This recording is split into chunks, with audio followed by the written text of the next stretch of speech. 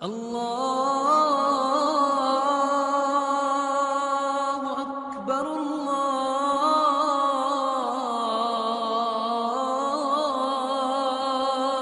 اکبر۔ تو چاروں طرف جو ہر چیز کو پیسے سے ہوتا دیکھتا ہے تو اس کو یہ بتانے کی ضرورت، سمجھانے کی ضرورت نہیں ہوتی، خود بخود اس کے اندر یہ بات اتر جاتی ہے، پیسہ ہوگا تو کام بنیں گے، پیسہ نہیں ہوگا تو کچھ بھی نہ ہوگا۔ جس معاشرے کی یہ بنیاد بن جائے وہ معاشرہ پھر صرف پیسے کو دیکھتا ہے، وہ اللہ کے حکم کو یا نبی کے طریقے کو یا سچ کو جھوٹ کو، اس سے اس کی آنکھیں بند ہو جاتی۔ اس لیے آپ دیکھتے ہیں اذان ہوتی ہے اور اذان میں اللہ ان کو کہہ رہا ہے حی علی الفلاح، مسجد میں آؤ گے تو تمہیں کامیابی ملے گی، کامیابی۔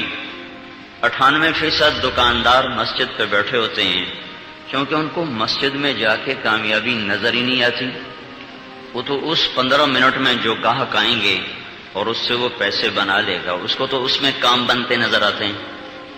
ادھر اللہ کہتا ہے مسجد میں آؤ تو وہ دکان بھی چھوڑتا ہے، کاروبار بھی چھوڑتا ہے، آدھے گھنٹے 15 منٹ کا کام رک جاتا ہے، مسجد میں گیا واپس آیا خالی ہاتھ، تو نظر تو کچھ آیا نہیں ہے۔ تو لہذا حی علی الفلاح، آؤ آؤ کامیابی کی طرف، یہ اس کو سمجھ میں نہیں آتا۔ یہ معاملہ سارا غیب کا ہے۔ جب یہ ذہن شروع میں آنکھوں سے بنتا ہے، پھر اس کے پیچھے طاقت کس کی ہے؟ وہ شیطان کی ہے۔ اللہ تعالیٰ اس کو یوں کہتا ہے الشیطان یعدکم الفقر ویأمرکم بالفحشاء، شیطان تمہیں کہتا ہے وہ بھوکے مر جاؤ گے، بھوکے مر جاؤ گے، لہذا کیا کرو؟ جھوٹ بولنا پڑے جھوٹ بولو، اور ظلم کرنا پڑے ظلم کرو، ناپ تول میں کمی کرنی پڑے کمی کرو، جو تمہیں کرنا پڑے کرو، لیکن پیسہ ہاتھ میں آئے۔